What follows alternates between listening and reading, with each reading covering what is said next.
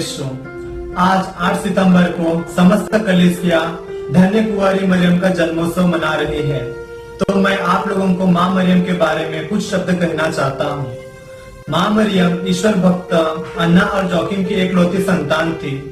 अन्ना और जोकिम को कोई संतान नहीं हो पा रहा था, पर पिता परमेश्वर ने हमारे मुक्तिदाता के मानव रूप जन्म के लिए माता मरियम को उनकी पुत्री बनाया। वह गर्भ में ही पाप मुक्त थी, क्योंकि पिता परमेश्वर ने माँ मरियम को चुना था। इस मानव जाति के कल्याण के लिए माँ मरियम संपूर्ण मानव जाति के कल्याण करता हमारे प्रभु यीशु की माँ बनी। माँ मरियम अपनी रुचि और खुशी की परवाह किए बिना सभी मनुष्यों के कल्याण के लिए उन्होंने सभी प्रकार के मानसिक, शारीरिक और आध्यात्मिक चुनौतियों का सामना किया। सभी कष्टों को धैर्यपूर्वक सहन किया। उन्होंने हर कार्य में ईश्वर की इच्छा की खोज की और अपने को एक दासी के रूप में ईश्वर को समर्पित किया। हे क्रिस्त की माँ होकर भी एक आदर्श माता की भूमिका निभाई। प्रभु यीशु के क्रूस पर मरते समय उनके शिष्यों ने साथ छोड़ दिया, परंतु माँ मरियम उस घोर कष्ट और पीड़ा में भी यीशु के विश्वसनीय बनी रहे।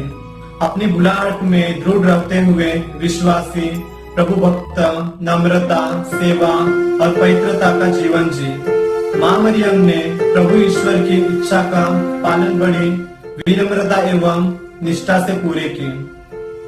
क्रूस पर मरते हुए यीशु द्वारा संपूर्ण मानव जाति के लिए दी गई हम सबों की आध्यात्मिक माँ है।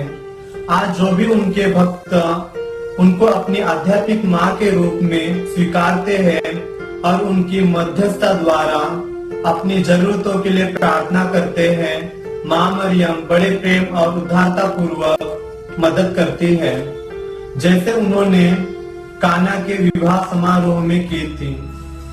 आइए प्यारे भाइयों और बहनों, धन्य कुंवारी मरियम के जन्मदिन पर हम उनके बेटे बेटियां ईश्वर को धन्यवाद दें, खुशी से उनका गुणगान गाएं, हमारे जीवन सदा साथ देने और मध्यस्थ बनने के लिए धन्यवाद दें। अपने लिए प्रार्थना करें कि हे ममतामय माँ, हम सब अपने आप को, अपने भाई बहनों को, अपनी मातृभूमि को और संसार भर के सारी मानव जाति को आपके हाथों सौंपते हैं। हे प्यारी माँ, हम पर तेरा शासन रहे, ताकि हम सब अपने विपत्तों में, आनंद और दुख में, बीमारी में, जीवन और मरण में निरंतर हम तेरी निजी संतान बनी रहे। हे अति दयालु माँ, हम समस्त विश्व में प्रभु की शांति और प्रेम स्थापित करना चाहते हैं। विश्वास में दृढ़ता, जीवन में पवित्रता, ईमानदारी द्वारा और माँ मरियम के प्रिय पुत्र प्रभु यीशु को स्वामी बनाकर माँ मरियम को खुश कर सकें।